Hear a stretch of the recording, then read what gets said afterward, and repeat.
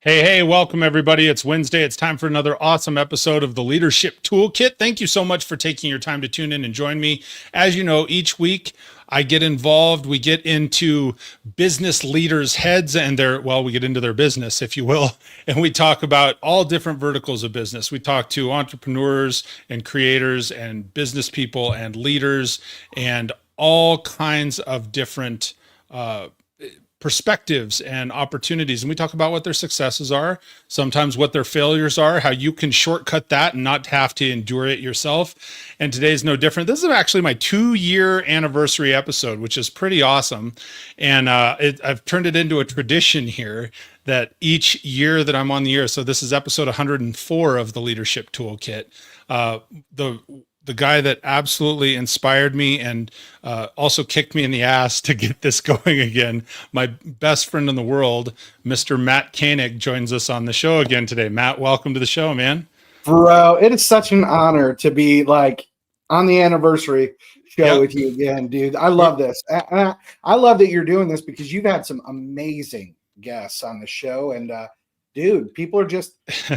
They're growing and they're learning how to lead, man. And that's so cool. What I love is your show goes a lot deeper than the 50-second YouTube shorts that everybody's trying to learn how to lead from. Sure. It's been great, man. It's been great. Well, thank you so much. And seriously, it's an honor to have you back on the show because you were on episode number 1. You were on with me at a year and I think maybe once or twice in between. And then here we are at 2 years. Yeah. And little history for those of you that might be unfamiliar. I've done podcasts for years, and then I went through some real trials and tribulations in health. And Matt has stayed a through and through true friend through life's up and downs. And long about 2023, I'd been going through just some struggles and some depression and man, I don't know what I'm going to do. I don't know what that. And he's like, dude, you know what to do. He's like, you got a voice, you know how to do this thing. Here's what you need. And I have this, it's funny because I had this podcast outline. And because I've done, leadership shows and sales shows and motivation and all those things, Matt. And it was funny because I remember it like plain as day. You and I are going through a conversation. And you're like, dude, you've got the outline. Just use it on yourself. Right. And go figure, hey, it works. Right. So here we are 2 years later. So if you would do me a favor, besides Matt being my friend, he is an unbelievable entrepreneur. I think he and I first met in the auto industry. He's been, in sales and marketing. He's run RockStar Events, RockStar Designs, now RockStar. I would call it RockStar CRM. I mean, he's an outstanding entrepreneur, business person, leader, and a good friend. So Matt, if you would just share a little bit of your background, who you are, what you do, and what's that journey. Oh, dude, it's so funny because, as you're talking about the Rockstar everything, it's so funny because the way that whole brand started, and I got to give props to one of my other closest friends and brother from another mother, Chris Spear, back in 2016. He and I were partners in the first ever Spanish automotive classified site in the U.S., Buscador de Auto. I was doing video email stuff, text marketing stuff. And Chris wanted to put on a conference because I spoke at NADA, Toyota Learning Labs brought me in. I guess to give people a backstory, gosh, I got in the automotive industry in 1994 at 19 years old. So this is my 31st year, I guess, in this. Wow. Or I wasn't quite 19 yet. I was 18. So I got in the automotive industry at 18 years old selling cars. And fast forward time, that's how I met Chris. But I worked in dealerships for a dozen years. Then Cars.com hired me, and I sold their product, and then I was a national training manager for them for years. And from there, Edmunds.com recruited me, and I'm the reason people can shop for cars on Edmunds.com now. Nice. And it's funny because I look back, and ever since I moved into a leadership role in the automotive industry, everything I've done has been teaching people how to communicate better with customers, whether it was selling Cars.com products and helping dealers realize, look, customers just, they don't always trust car dealers, but they trust a third-party site. So helping dealers understand that and how to merchandise better to customers, to shifting gears in my own companies and helping dealers communicate via SMS, now AI, things like that. So everything's revolved around helping people communicate better. But in 2016, Chris said to me, he said, hey man, we really should put on our own conference. He's like, you're speaking at Toyota Learning Labs right alongside Facebook and Google. You're speaking at NADA. You're speaking Digital Dealer, Jim Ziegler's conferences, all these events. We need to put on our own. And I said, absolutely not. This is a horrible idea. And I don't want to do it. And Chris said, dude, we got to do it. And I said, no. And I shut it down. And then one day, Grant Cardone is on Meerkat, which back then used to be like live streaming, before live streaming was normal. Mm-hmm. And Grant is all of a sudden, my old Twitter handle was Koenig Co. And Chris yells to me from the conference room and he says, hey man, Cardone's talking about you. And I'm like, oh, uh-oh. Like, what did I say or do stupid online that Grant's lighting into me? And now I had met Grant a few times. I actually had the privilege and honor of being trained by him and his former GM, I think it was Steve Gardner, maybe. I don't remember Steve's last name. I think it was with a G. Way back when he was still in Massey Cadillac doing his training. But I learned how to I got leadership training from Cardone back then. Sure. And the dealer group that I was with used him a lot. So I got to know him a little, but we weren't exactly friends or anything. I just got to know him a little. And he was online. He was like telling people about something I did on Twitter. And back then, anytime someone would follow me, I would just shoot a video and send it to him and say, hey, I just want to say thanks for following me. I really appreciate it. And let me know if I can ever help. And that was it. And Cardone's like, let me show you guys what Koenig goes do. He's like, he's doing this. If you're not following him, you're an idiot. And I was like, holy cow, that's awesome. And I watched my follower count go from like 800 to 5,000 in 15 minutes. It was insane. And and then I signed into Meerkat because I'm like, I want to listen to this. And he goes, oh, he's coming on now. I'm going to cameo him in. And I was like, okay. So he pulls me in and we just start talking, having a regular conversation. And he was so generous. He goes, dude, I want to do something nice for you because what you're doing is helping people. So you name it and I'll do it. And God bless him if Chris Spear didn't go. Sitting next to me, he goes, ask him to keynote our RockStar conference.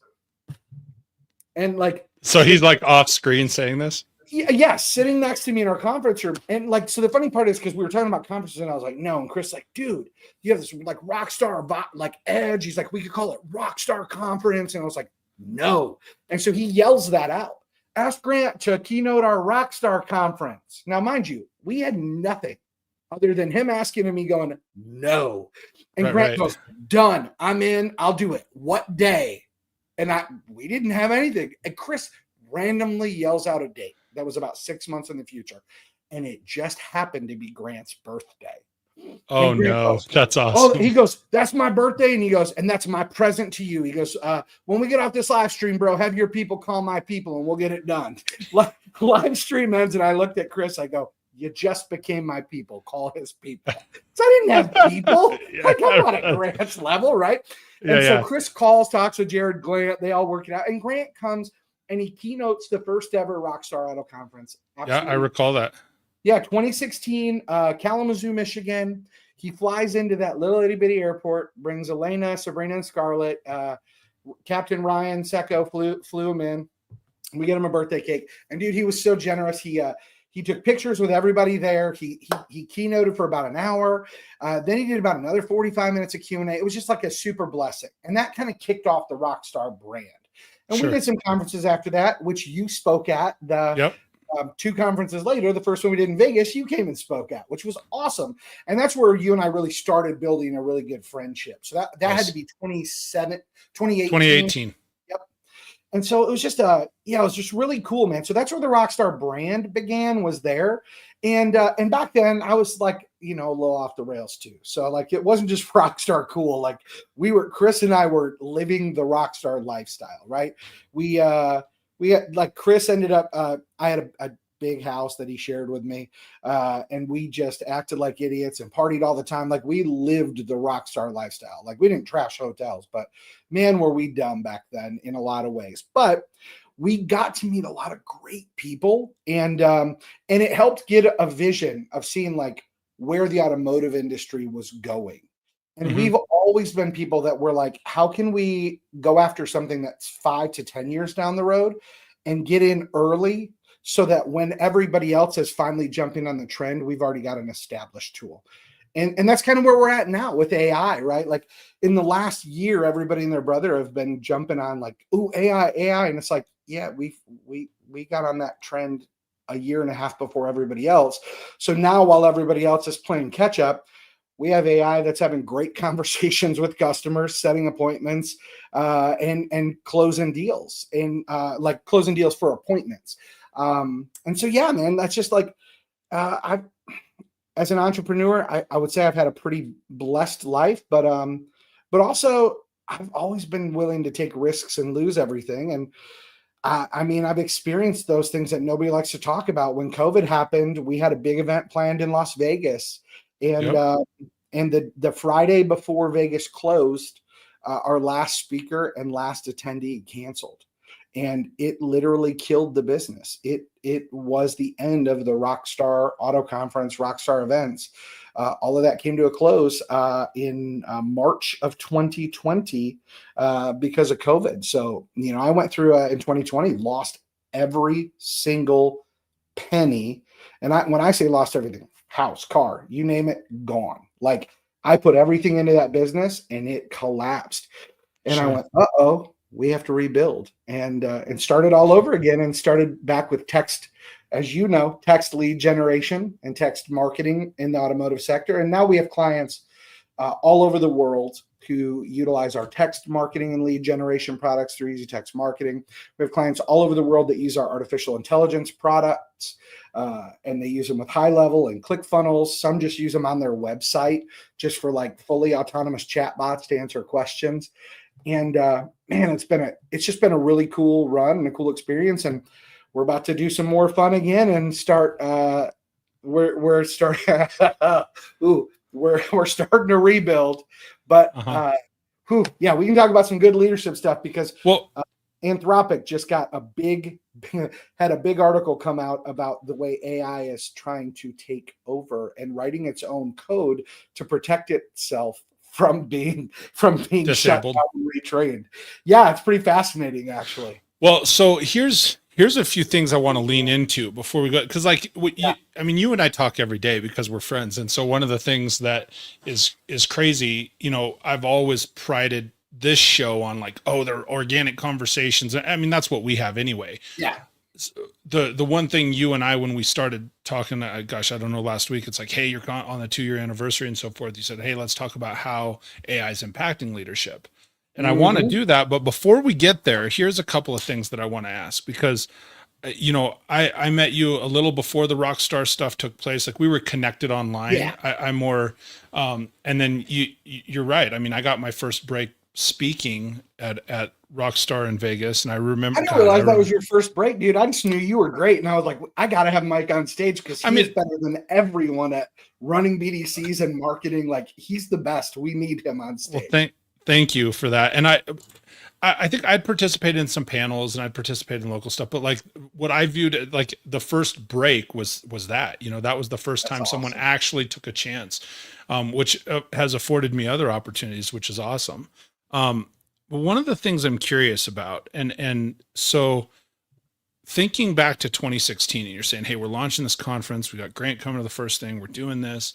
Um, Knowing what you know now, fast forward, because it's 10 years. And depending on how you look at it, it's either, man, that's 10 years ago, that's a long time. Or as we get older, we were talking earlier, that's Bro. only 10 years ago, bro. and, and Uh, so knowing what you know now, what would you have done differently in 2016 at that first conference when you were ready to launch? Because you, as long as I've known you, you always have been a risk taker, and it pays off. You know, you're like, yeah, let's just go for it. We're going to jump out the plane, build the parachute on the way down type of deal. But knowing what you know now, if somebody's deciding they want to start that thing, what would you do? Maybe what would you do the same, and what would you do differently? that's a really good question. Here's what I'll tell you I would do differently. If you have a family, don't jump and build the parachute on the way down. That is Okay. just, well, here's why. I'm not saying it can't work, but when you have a family that you provide for, the reality is you're taking other people on the ride with you, right? So you've got to just make sure they're all in on it, right? I've taken a lot of risks, some out of necessity, and some just out of, man, going balls to the wall, because I'm like, no risk, no reward. Let's do it. So the Right. thing I would do differently if I look back then is everything that Chris and I did for that first event was very last minute. Like we didn't know what we didn't know. So we didn't promote it properly. We didn't, like, we had a great group of speakers, by the way, all locally known other than Grant, though. Like almost all of them were just coming up in that first event. They were just getting they were known in smaller circles, right? And so I think for that first kickoff event, if we were smart, we would have pushed it back 6 months and done a lot better promotion. Now, what would I do the same? Here's what I'll tell you. As we move forward, the next couple events, we made some very common, like part of what made RockStar cool was that we didn't care if you were a sponsor or not. We said right out of the gate, if you suck at speaking, you're not going to be on our stage. Like if you don't deliver value, you're not going to be there. We don't care how big a check you write. And then about 5 events in, we realized like we needed these sponsors, and we failed our audience, just like every other automotive conference fails their audience to this day. And that is, we let people who wrote big checks still speak. And we shouldn't have. We made a very bad mistake in doing that about 2 years in. And if COVID hadn't have killed it, it would have murdered itself because of that, because we got dependent on sponsor dollars. And it's part of the reason, like, you don't see me speaking at any conferences anymore, and you don't see me sponsoring any at all. Like, we did a sponsorship at NIADA a couple years ago, because our focus is independent clients. It was when we launched our automation before we went full AI, because independent dealers just don't get any love from the vendors.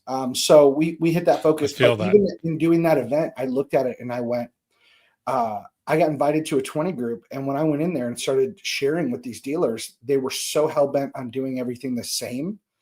I said to myself, I don't want to invest in people that don't actually want to grow. And it, like, on my own dime and whatever, like, yeah, it just pivoted so bad. So for me, like, the thing I'd do different is, because I've toyed with the idea of putting on a RockStar event again. I've wondered if you have, and I kind of hope you would.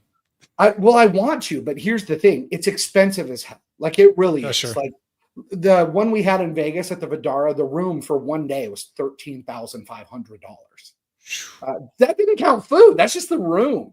And Vegas is like where dealers always like to go, right? Because it's fun, whatever.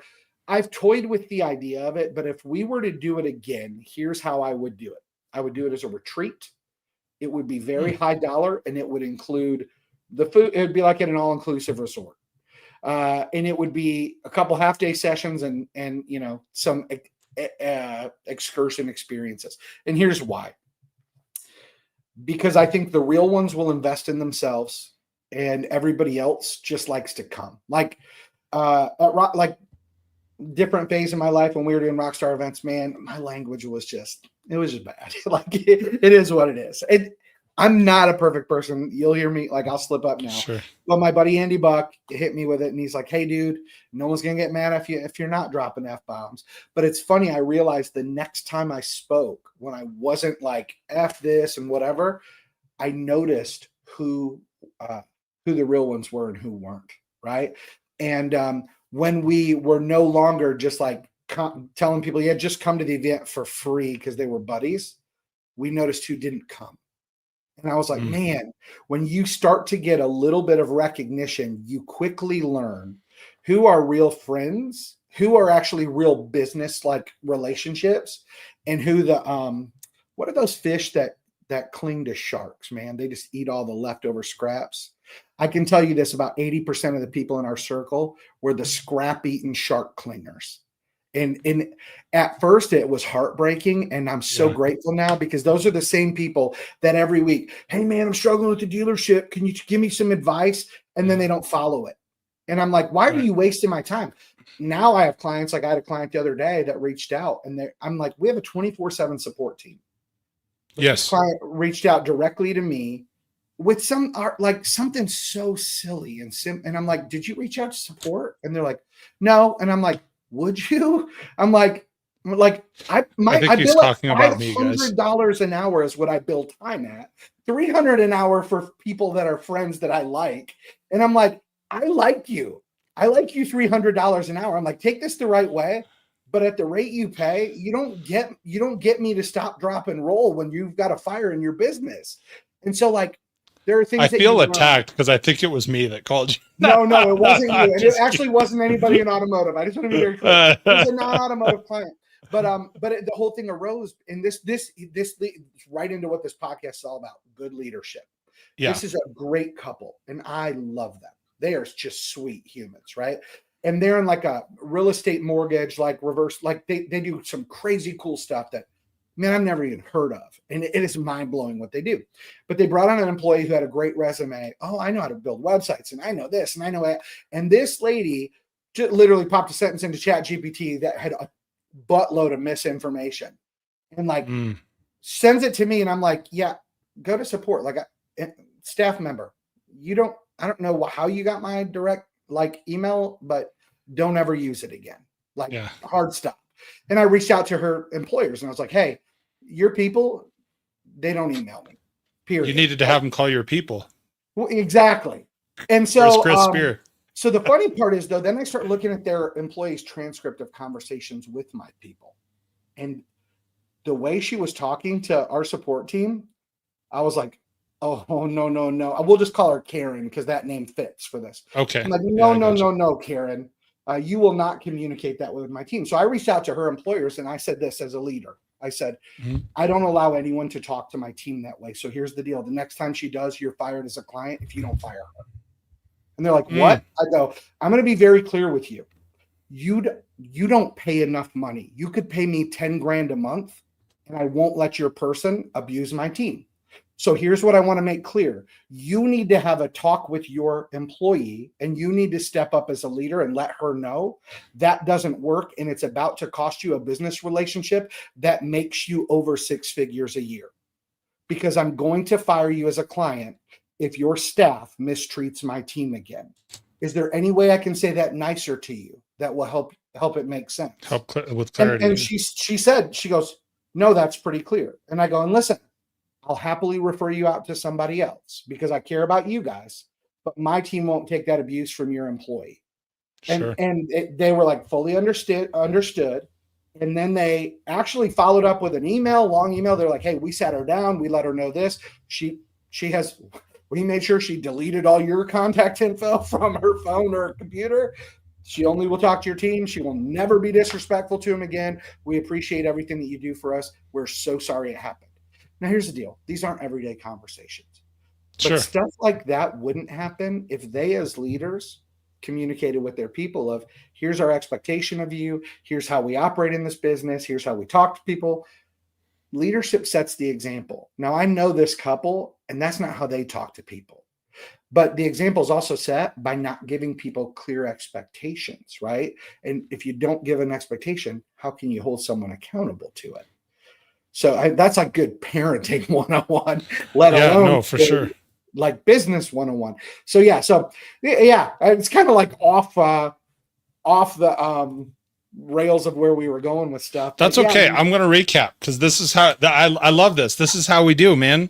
That's what makes this show fun, and that's what makes these leadership conversations fun, because I really believe, Matt, this is what people need to hear and understand, and there's not enough of that. They go, oh, hey, you're a good salesperson, boom, you're a sales manager. Oh, you're a good marketer, boom, you're a marketing manager. And so they give you that manager title, they give you that leadership shop, but they don't give you the leadership training and have real conversations like this. So here's a few things. First off, I've put this on the screen a few times, but I want to make sure people see it. One, check out rockstarinfo.com, and you can set up a demo with Matt and check out his current project with, I mean, the CRM, the texting, the AI, it is phenomenal. I do have it on my websites. We have it on our company sites and so forth. Phenomenal. Thank you. And Secondly, we do yeah, give people, by the way, a full CRM. We give them yes. when people don't pay for the CRM with us. They pay for our artificial intelligence, and we actually give them the high level CRM, Mhm. which basically saves them $6,000 a year. Like, because we give them the version that's got like full API access and all the good stuff. So yeah, yeah. So that And I then just want to be clear about also, that. if you want to connect with Matt personally, I won't give you his phone number, but I will give you his LinkedIn. So if you think he's awesome, you can connect, go to linkedin.com/n/real Mat Koenig. It's Matt with one T. So it's RealMatKoenig. So you can connect with him that way. So here's the recap that I want to hit on. And I always like to refresh this because I want people to write this stuff down, and I want sometimes people to read between the lines. And the start of the question was, hey, what would you do the same? What would you do differently? And then that led us down a whole other path, which I'll recap too. But the same and differently, here were the words of wisdom that I picked out of that. One is, if you have a family, don't jump and build the parachute on the way down. You do have to plan. And I Yep. think that's very relevant because everybody has hopes and dreams, and your hopes and dreams may be within the current business that you're in as an employee, as a middle manager. There are all kinds of things. I don't know what your dreams are as you're listening to this podcast, but whatever that dream is, as you want to further it, it's important to plan. And I would say, and again, reading between the lines, even if you don't have a family, you have to care for yourself. So make sure you have some form of plan when you're jumping. Two, you said push the time out farther than you think you need. And so I think that's very relevant because so often, like I've heard it said, what do they say? People underestimate what you can get done in a year, but overestimate what you can get done in a week. And so you think, oh, I'm going to be able to knock this out in a week, or I'm going to knock this out in 30 days. And it's like, if you think you're going to do it in 30 days, give yourself 3 months. If you think it's going to be 6 months, like you said, push it out to a year. So push it out further than what you think, because we get so hype and so excited about something that we overestimate what we can do in this immediate time frame. But truly, you do underestimate what you're going to be able to accomplish in 6 months or a year, especially 2 years from now. Very true, man. Very true. And to tag on that too, like I want to be clear, like I don't want to discourage someone from leaping, right? Like sometimes you're in a situation sure. where it's like, if I stay where I'm at, I'm going to compromise my reputation and my integrity. And then when I leap, no one's going to follow. And so Sure. there are some people that it's like, it's now or never, right? But that being said, you and I were talking about this before we got on the podcast, as we're getting older. And time feels different as you get older, right? So when I was in my 30s, man, 6 months felt like a lifetime. But Dara and I, my wife Dara, which you know her, but for people that are like, who's Dara? My wife. We were listening to something, and it was really interesting because they were talking about perception of time. And I never thought of it this way, but like for me, I'm going to be 50 in October, which is why I need Just for Men to get this beard back to black. Be 50 in November, so you're much older than me. I know, dude. That's right. Respect your elder. That's right. So, like, but at 50, a year is like literally what? It's like 2% of your life, right? Like it's that's it. But if you're 10, a year is like 1/10 of your life. It feels like to a kid, which it just all of a sudden that's how it clicked when I thought of it from like a child's perspective. If you're a child and you're a 5-year-old and mom and dad are like, next year we're taking you to Disney, it's like that's 20% of their whole life they're waiting for Disney. If you're 50 and you're like, next year we're going to Disney, it's like, boom. We were just talking the other day. I'm like, I feel like you're just there. It's already June. Like, Dara and I was talking, we're like, oh my God, we got our 5-year wedding anniversary coming up in 2 months. Like, this crazy. is insane. We're like, we look back, we're like, we've been together since 2017. Like, oh my God, we've almost been together 10 years. Like, this is nuts to think about. But well, I mean, like as we were talking, it was like, when you were doing your first RockStar, you have 2 ways to look at it. It's like, oh my gosh, that was 10 years ago. Or now we start to say, gosh, that was only 10 years ago, right? You throw the only in. It's like now as people are taking entrepreneurial risks, right? And they're trying to start their own thing. I think there's some common mistakes that are happening. One mistake is they're not acting fast enough. Because right now, especially if you're moving with technology, it is evolving so quickly Mm-hmm. that if you don't move, you're gonna be left behind. So in some cases, I'm telling people like, man, the thing you want to do, if nobody else is doing it that way, do it now. Because someone bigger than you with a bigger wallet's going to do it. Give you a great example. Sure. When I launched into AI, a very good friend of mine who is so freaking loaded, dude. Like he's got Kentucky Derby horses, like, and I love him. Like, and he's 20 years my senior. Okay. Okay. But just I just don't want to say his name just out of respect. Sure. But just like one of the best guys, East Coast guy, always shot me straight. When I was 300 and something pounds, just at my fattest, I was in Vegas speaking at a conference. He was out there sponsoring. We're both East Coast time zone guys back then. So 5 a.m, I'm out on a walk. He's out on a walk. We run into each other and we're talking. And he goes, dude, he's like, man, you're so disciplined at all these things. Why are you not disciplined at getting healthy? You're so fat. Like, I was like, ouch, it would hurt if it was so, but I know him. And I was like, that's in love, right? So this same guy, we hadn't talked to him about a year or two, man, just since moving to Tennessee and life being crazy. And I just, man, God put him on my heart. And I call him like, hey, bro, how are you? Like, let's catch up. We start talking. He tells me, he's like, yeah, man, I invested like $500,000 in this other AI company that is like a competitor who, when I looked at their stuff, I'm like, Jesus, Mary and Joseph, our AI kicks theirs AI's ass so hard. And I'm like, if I would have just maintained my friendship and had these conversations, if I would have been smart enough to think, here's this idea I have, who can I network with that can accelerate this idea? He would have written me $1 million check because of how close we are. But now he can't, because he'd be writing a check to compete with a company he invested in.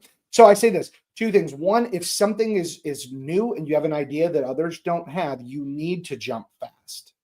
Okay. But here's the other thing. If everybody's doing it and you're like taking the Bill Gates mentality of, I can do it better, find partners that can help you strategically do it better so that when you take the time to build it out or to bring your idea to fruition, make sure you can do it right. Like, you either have to be first to market and grab the attention so that you can build the revenue up and then grow it, or you need really smart strategic partners that can help you finance doing it bigger and better long term.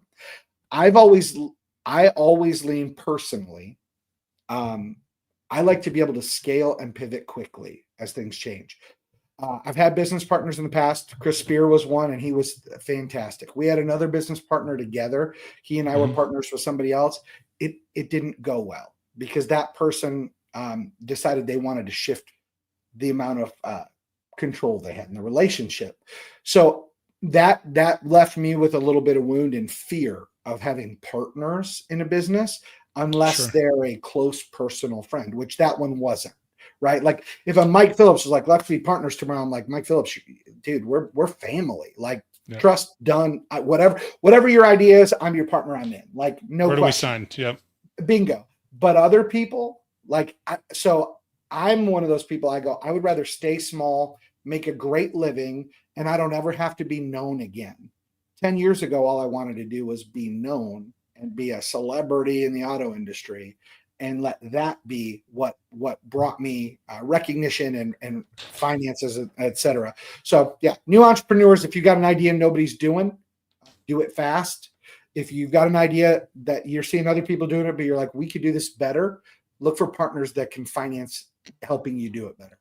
That's what I would say. I see it. And stop jumping on the AI bandwagon of thinking that you sell AI just because you go lease somebody else's platform and do it. It's happening all day, every day. Yeah. High level CRM. That's why we give high level away, but we don't actually use their AI. Like, I see multiple businesses that are selling to auto dealers. And when I look, I'm like, I look at the chatbot and I'm like, that's high levels chatbot, but and high levels AI. It's like, it's so limited at what it can do. Their voice AI is good. But the problem is, if you don't know how to prompt voice AI, you're just a turd floating in the toilet. There's not a nice way to say it. And I'm seeing all these people selling it into automotive, and I'm like, I'm looking at there, and I'm like, you don't even know how to prompt properly. You don't know how to train voice AI. So all these young entrepreneurs that are working, especially in dealerships and other stuff, going, I'm going to quit my job and sell AI to people. stop it. Because people like me are going to walk into that and go, let me show you every area that they're not doing it right for you. And this is why they can sell it to you for a couple $100 a month. It's because it sucks and it doesn't work and they don't know what they're doing. So. Oh, absolutely. So here's a couple other things that I took out besides I love the tidbits, act fast and do it better. That would be, your two things. Here's two other things that I pulled out of there. And you've said this a couple of times was, leaders have to build connection with others. And I'm going to shift gears on you in a minute because I do want to talk about one other thing we've been talking about, but leaders build connection. And so like you were talking about your friend and you were saying, hey, leaders treat people well. Leaders give clear expectations. If you don't give clear expectations, then people make their own expectations and usually they suck. Yep. And so, leaders build good connections. The second thing, even though it stings, and I appreciate you sharing it, Matt, because you're like, hey, I had a good friend. They would have invested, but I hadn't stayed in communication with them. If you're going to go in business with somebody, it's more valuable to build on the relationship than it is to build on a check. Yes. Just a check alone, if that makes sense. Is that a fair assessment of what you're saying? 100% accurate, bro. And I'll be transparent with your listeners, man, because I'm not sharing anybody's name, but early on in a business partnership that I had with two other people, and one of them, like we made a very poor development decision collectively. We all three of us were responsible for it. We made it together. We had a guy that built our original platform and he did a great job, and he had a good job with the retirement and everything else. And we said, hey man, leave that, come with us. We will make you a partner. We'll give you 25%, like as a partner in this. We're ahead of everyone by at least 5 years on this. And if you come on board with us, our 5-year plan was like, we were going to sell it to like a big vendor, right? And it would have easily been a $20 million flip if he would have come on board, but he didn't. So we reached out to one of the larger automotive website builders and said, hey, can you do this classified site? And they were like, yeah, of course. Well, they didn't know what they didn't know, the different levels of that. So $118,000 in 90 days later, they couldn't, and it crashed. And we went from 60 clients to 12 clients in 60 days. We lost nearly $1 million between the three of us in less than 1 year. And so that hurts, right? It stings, especially because it's our own money. We weren't borrowing any. Sure. Well, the one partner was put money in investor first. Sure. And so he put it in, and then we sell a bunch of clients. And so now it's like, boom, we got revenue, we got this, right? We got salaries, we got whatever. And I had an ego so big. And this is what entrepreneurs need to, God, please realize this. You are not as effing cool as you think you are. And I surely wasn't. But I was more known and recognized than my other two partners. And so we each had distinct roles. Your role is to write checks and keep the money balanced. Your role is to sell to dealers, pick up the phone, and my role is to speak everywhere and build this brand. Right. All on the same Brandify page. it. Well, when you lose about $1 million between three people it wasn't even a year, it was like half a year. Like you start freaking out. And if you can't keep your composure, stuff falls apart. So of course, animosity starts building. And one day we have a company breakfast together. And the one partner had been stirring the pot with Chris a little bit. And we sit down at breakfast and he just goes, well, I know Chris is on the phone calling clients all day, selling stuff. And I know what I'm doing, putting money in. He goes, what do you even do? Like what value do you even bring to the table? And now I would have handled that a lot better. I would have said, let me explain, right? Nobody would have known about this if not for the one who came up with the entire idea and then brought it to market and gets on stage everywhere because of it, right? And I said, so that's what I do. And so now we need to collectively figure it out. But instead, what I said at that breakfast meeting was, hey, remember when Apple brought in that guy from Pepsi and they got rid of Steve Jobs? And then that guy from Pepsi ruined Apple? He goes, yeah. I go, in this story, you're the guy from Pepsi and I'm Steve Jobs. So you can F yourself. And by the way, you're paying for breakfast. And I got up and walked out. And the next morning, the bank account was empty. The salaries were gone. And he went, here's a lawsuit. We're going to all three fight over this company. And for the next year, I lost more than what most people make every year because of immaturity and because of choosing the wrong business partners. And here's the problem. He and I both had the same amount of ownership, 35%. And then Chris had 30. And so the challenge was, because I was on the road all the time, he was whispering into Chris's ear. And it's funny because in that meeting afterwards, Chris actually leaned with him. And I get it. Chris and I are still like family. He apologized. He's like, man, I'm sorry. He's like, I knew you. And he goes, from everything my eyes saw, I just bought into the crap. And he was just like, dude, but this goes back to that, making sure you're aligning with the right people. When I first had the idea, I didn't have the capital. And a buddy of mine was like, hey, go talk to this friend. And I'd worked with the guy before, but we had never been friends. We just never were. But when I came to him with it, I said, here's how much money, and we'll be 50-50 partners. You write the check, I'll do the work. And he said, okay. And from that moment, he had equal authority. And I wasn't smart enough to say 51-49, which is what I should have said. And then we actually had an opportunity to sell the company for 7 figures, 6 months in. And my ego wouldn't allow it. And so I will say, partner with the right people, but God, you're not as cool as you think you are. No matter how good your idea is, there's a high likelihood someone else has had the same idea, right? Or a similar idea. And if you let your ego get in the way, you're going to ruin everything as an entrepreneur. So you got to be humble enough to go, I don't know everything, but here are my ideas, and find people that love them and go, I want to get on this ride with you. Someone smarter than me said this. If you're a leader and if you call yourself a leader, but no one is following you, you're not a leader. That's it. It's similar to a John Maxwell quote. I think he says something along the lines like, hey, if you're a leader and you're climbing the mountain, but you look back and there's no one following you, you're not a leader, you're a hiker. He's not wrong, man. Right. He's not wrong. So here's man, I still have so much more. We're already 45 minutes in, but I'm going to ask this one because I think this is really valuable. And I think this question hopefully will lead us to something that is super valuable for leaders and entrepreneurs. Because being in a leadership role, being in an entrepreneurial role, being in a business role, every one of those takes varying levels of risks. And actually, before I ask this too, Matt, I want to tell you, thank you for being so transparent.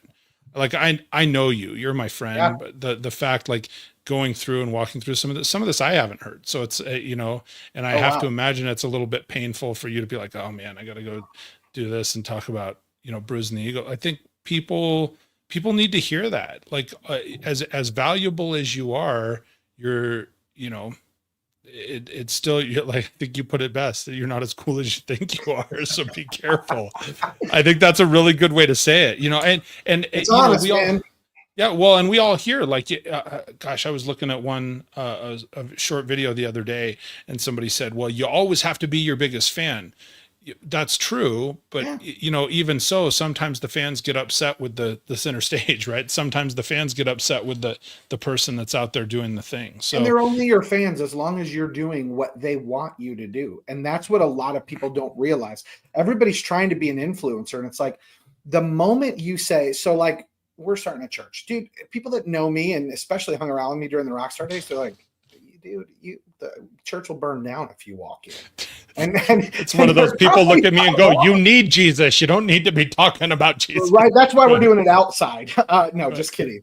Because lightning strikes are but the funny thing is, it's like, everybody wants to be like, I wanted so bad people to like want to follow me and like on social media and all this stuff. And it's like, people only follow you.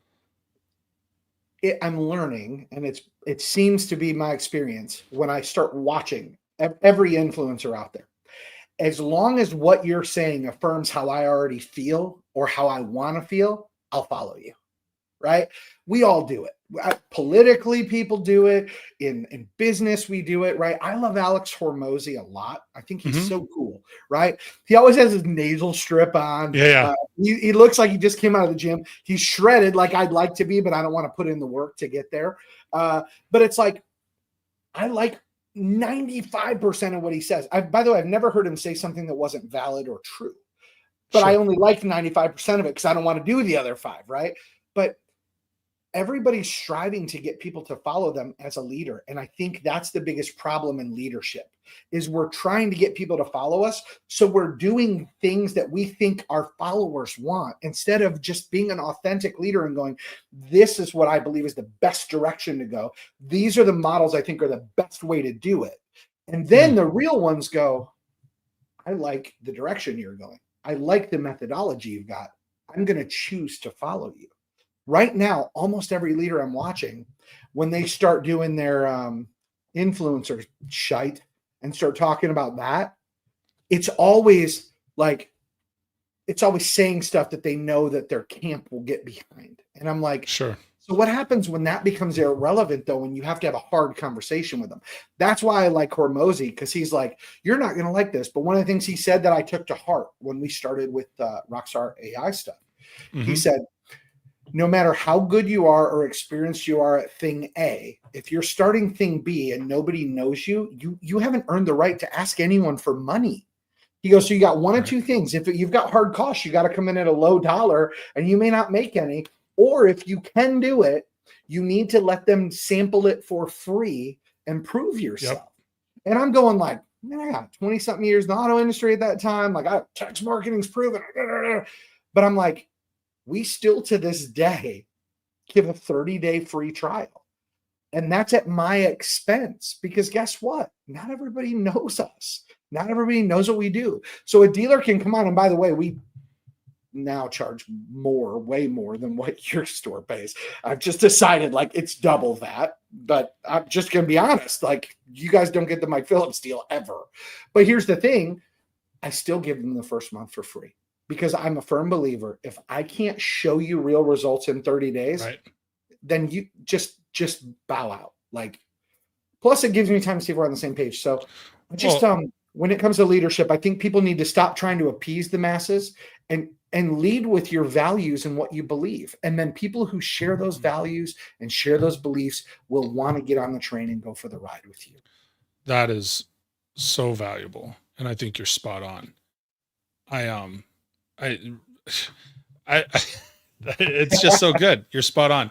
So here's a couple of things that I want to remind people of. One, check out rockstarinfo.com if you want a free trial of what Matt's doing. if you're in the automotive industry, or I know you work with speakers. I know you work with lots of other local businesses coaches, too. Local businesses, flower shop, restaurant, coffee shop, tattoo. We have tattoo shop clients.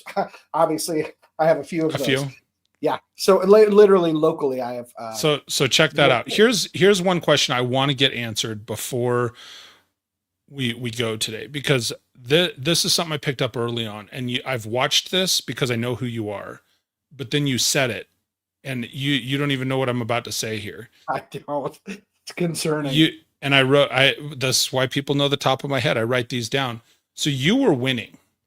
You came into business, you took the risk as an employee. You said you were with cars.com, you were with Edmunds, you were doing these things, you're winning. You started RockStar, you're winning. You invite Grant Cardone, of all people, like he comes and speaks at a conference for you. You're winning. At one point, or at more than one point, because you shared this, you lost. Yeah. And you said, man, I lost and I lost big. And then you went in. Here's the statement that I find so fascinating and so powerful. Your statement was, okay, so I asked myself, well, what are we doing next? How do we rebuild? How do you get to that point, Matt, of, okay, I'm winning, I'm losing? Because it's very easy for people to say, oh man, I lost. Okay, well, I got to do something else. Well, I got to try the next thing. Well, that didn't work, so I'm going to go back to being an employee. Hey, this thing didn't work in this relationship, so I'm going to find somebody else, or I'm going to find a different thing. You said this live on the show earlier, and I keyed in on it, and I waited until now to ask you, because we've been through a lot of conversation.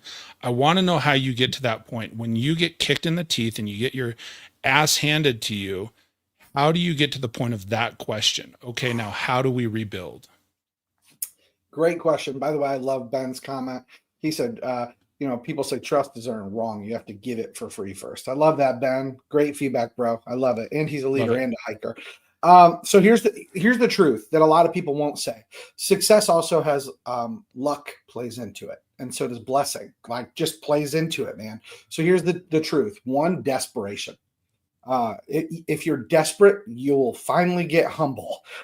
That's just truth. So for me, when I had to rebuild after COVID, Mm-hmm. I don't think I've shared this on your show, but I may have shared this with you. But so Dara and I were supposed to be married in August of 2020, and in March everything collapses, and it starts collapsing around me. And by May, I had lost every single thing I had. Like all I had was some software that was like a live streaming deal and a funnel building software that I had connected with some guys in India on that wasn't yet making any money. And so I called my fiance at the time, who's now my wife, and I said, hey, listen, I just lost everything. Like I have nothing.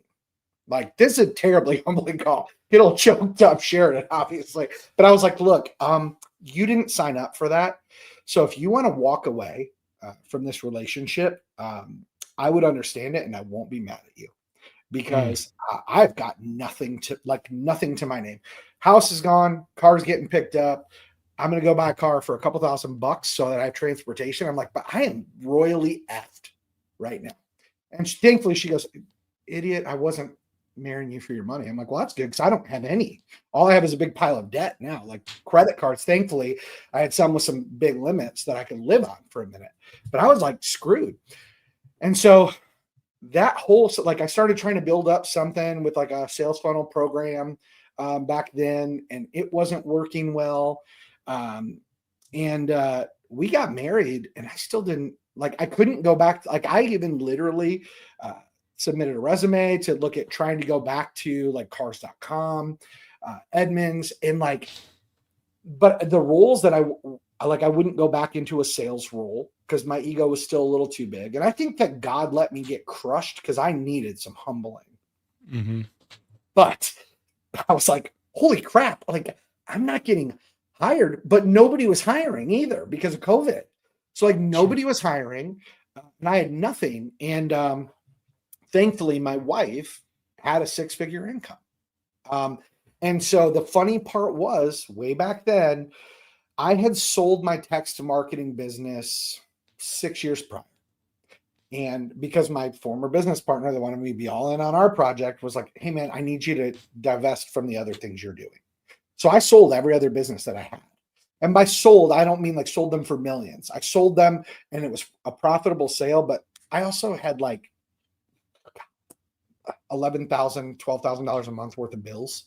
Because I was like, you know, I had a couple jungle cats, like Savannah cats, like big house. Like I was an idiot. I was living like a 90s rapper way beyond my means.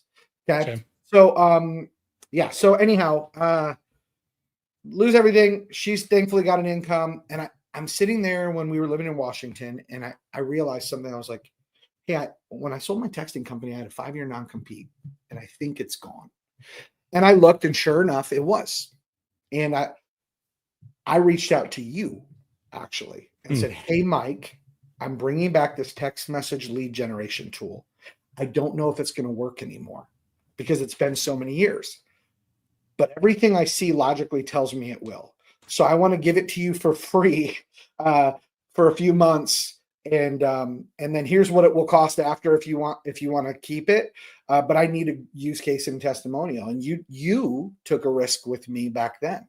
And I'll just be transparent with everybody. That risk was a $249 a month risk. Like, but first it was free for the first couple. And then after, like you had shared, you're like, dude, we're making like X amount of money. Like you should charge more. And I was like, nope, I committed that if you did this for me, I will never increase your rate. And on that platform, we never did. Right. And so you ask the question, how do you get to that point where you're like, okay, we got to start over again? The truth is this: desperation. You don't get to that point until you experience humility.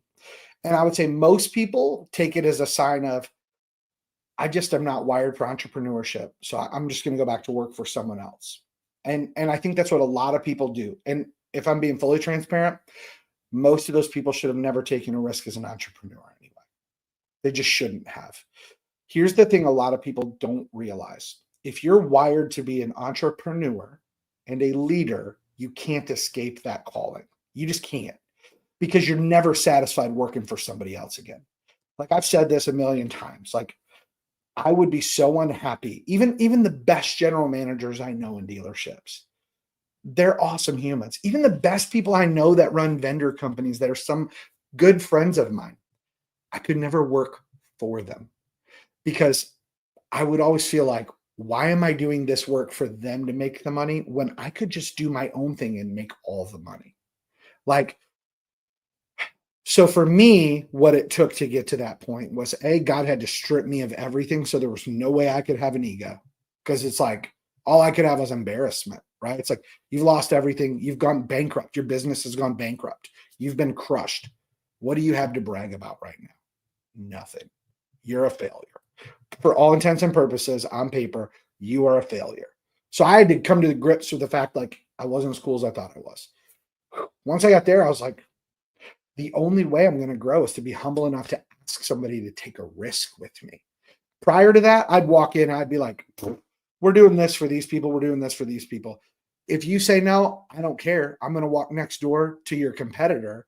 And if they say yes, it's going to be my goal in life to make sure they crush you. No joke, Mike, literally. I would go to a dealership, offer up our stuff. And if they didn't buy it, I'd let them know I'm literally stopping in the next parking lot. If they sign up and you didn't, I'm going to make sure that they just annihilate you. And like sometimes dealers will be like, well, great, you can go after yourself. And then sure enough, if their competition signed up, we would make it our goal. We would run ads to try and like do that. It was so ego driven. And yeah, I mean, for me to get to the point of going, well, we just got to start over and figure it out. I had to get humble enough to get outside of my head so I could think outside the box and go, what's something I can do that I know will work for my clients and bring them the results that they deserve? I'm proficient in this. I know this will work, but I need somebody to try it out. So I'll eat the costs while they try it out and let's see if it'll work. And when it did, what I learned was stay humble when you approach the next person. Now, some people will go, well, nobody wants to buy from someone who doesn't have confidence. Confidence and humility go hand in hand. And there's a fine line between confidence and arrogance, though, right? But I believe when you're confident in what you do, like I know I've not met anyone whose AI, conversational AI, or voice AI does a better job than what ours does. And I'll still say this, nothing's perfect. But I think from everything I've seen, it's been my experience, ours is better than everybody else's. But no one should take my word for it. They should. That's why we give a free trial. Try it out. And if you don't believe it, walk away and it's cool. We brought on a client in New York, and I won't share his name, but when he reached out, he was a referral. And he said this, he goes, listen, I got referred by this guy that's in my 20 group. He goes, here's the deal. I want to try it. I don't believe that it's going to be as great as he thinks it is. And so at the end of the trial, if it doesn't work, I'm going to politely tell you to go F yourself and we'll part ways and we'll be friends. But that's that. And then I'm like, this is the East Coast New York guy. And I'm like, everything inside of me, everything inside of me went like, God, do not just tell the guy, no, don't do it. But I was like, no, I like something inside me wanted to prove myself to him. So I was like, okay, fair. Let's do it. 3 weeks in, he signed up his other store. And he's like, dude, they do a lot of special finance, which we haven't had our AI doing stuff with. And he was like, dude, this is great. He's like, we're going to make this the best freaking AI for secondary finance dealers in the freaking country, man. Like, dude texts me all the time. Now he's like, man, I appreciate you. Like all this great stuff. And it's like, because I didn't let my ego get in the way. I was like, okay, here's someone who's saying, oh, you're going to offer to prove it, then step up and prove it. And I'm like, wow. Like, and because of it, blessing, boom, second store comes in. So yeah, dude, I am trying to make sure I stay humble, but confident. And so I let people know, I think we're the best of what we do, but don't take my word for it. See for yourself. And it goes the same stepping outside of business, man. This goes the same with when it comes to scripture and Bible teaching stuff. I will tell people all the studying, all the research I've done, and all the wrestling I've done with this. Here's where I lean on this. But you know what? If you can show me something in the scripture that points me in a different direction, I'm open to look. But I'm confident that this is the right way to go. But if you can prove different, my eyes and ears are open and waiting to hear. And so I don't know, man. I've just been a lot happier nowadays by learning to be humble, which is a weird thing to say when you lose every single penny in your life and had to rebuild. But now we're in a great space again. So well, and here's a couple of things, and the tidbits that I'm taking from it is, because I said I love that attitude. I love the fact that you're like, hey, I was winning, then I lost. Just that question. I think it's important for leaders to ask that. I think it's important for entrepreneurs to ask that. It's like shift from giving up or finding something else to how do we rebuild? I think it's a powerful, powerful statement Matt shared early on. And then I think it's a very genuine answer. A lot of times people look for that. Like, when I ask the question, hey, how do you get to that point, Matt? Right. And then people are hanging on like, okay, I'm going to write this down because I need that silver bullet in case stuff goes. And then I'm like, here's 20 minutes of crap. Well, but here's the thing, and to encapsulate it, there is no magic bullet. It's just sometimes you've got to take the kick in the teeth. Like you said, you have to hit that point of desperation that drives you down to being humble again. Humble and human. And if I could share one last snippet, Mike, absolutely. I think everyone should hear this. And I wish someone would have said it to me, because then it would have made me certain that this was my calling way earlier. Sure. If you feel the desire to be an entrepreneur and step out on your own, if you can walk away from it, walk away from it. Let me say that. If you can walk away, do it. Because if you can, you weren't wired for it. It wasn't your calling. Somebody said the same thing with church planting. They were like, dude, this is going to be the most painful thing in your life. I'm like, will it though? Because I've experienced some loss. But they're like, if you can walk away from it. One of my closest friends, Jeff, who was our pastor in Washington, we had talked about this. And I said, if you could give me one piece of advice, what would it be? He goes, if you can walk away from it, walk away. Because it's not a calling if you can walk away. And I was like, oh, that's solid. Powerful. And we spent almost 2 years like running from that calling of like church planting. We're like, no. We're comfortable in the pews. We're comfortable being seat warmers. We're comfortable being consumers. And then it was like, okay, can't be comfortable. Same rule applies. If you think, oh, I'm supposed to be an entrepreneur. I'm tired of listening to these idiots. They're not smart enough to be my boss. Most of the time we make the leap to starting a business because we're angry with the business we're in. And we take that little saying, like, if you think someone should do this, then you should be that someone. You know what? No, you shouldn't. Not always. Not always. That rule applies if you drive by a homeless person and go, I wish someone would feed them. Man, pull your car over and feed them. Like, that's a different story.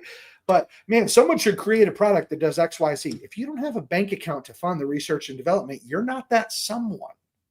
So if you feel the call to be an entrepreneur, or if you feel the call, like, I should be a manager in my employer, like, I should be in a leadership role. If you think that, I would challenge you to go walk away from it. Just walk away from it. And if you can stay away, give God thanks that you didn't take that role, because you were not meant for it. If you can't walk away and you're losing sleep at night and you're getting anxiety because you're like, I gotta do this. Like, what is going on? Like, it's driving me crazy that I'm not doing it. If that's you, then you're wired for this. And by the way, it will be the hardest experience of your life. You might have a great season. Like, I lucked out. When I started my texting business in 2012, I had come out of Edmunds.com. I had a 6-figure salary. Everything was cushy. Everything was great. Went to work for another company who I won't name because they suck completely. I got sold a bill of goods, grading grass, and the grass was dead kind of deal.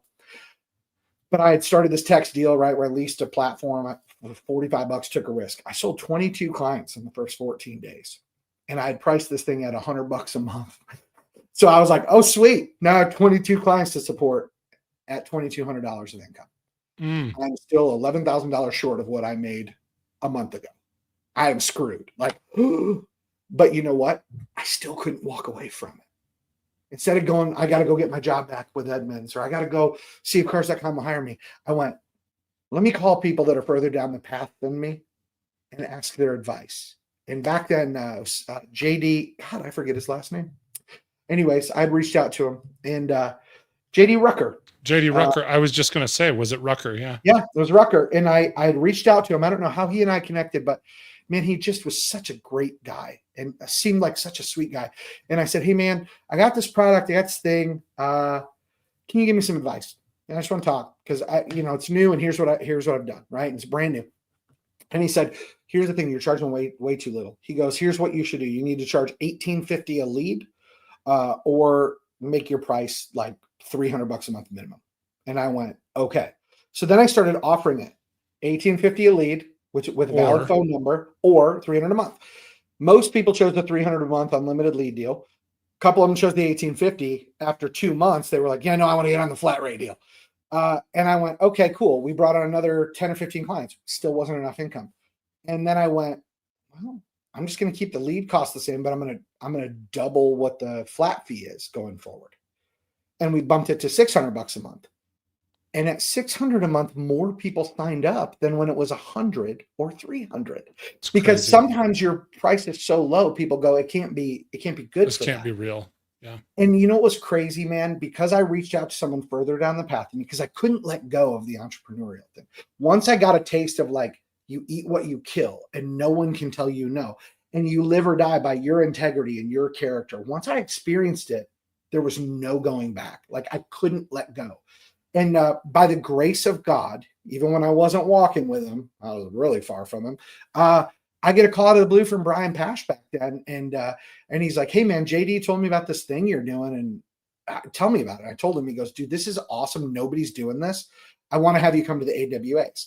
And it was like, it was really cool. I won the Automotive Website Award for like new innovative product.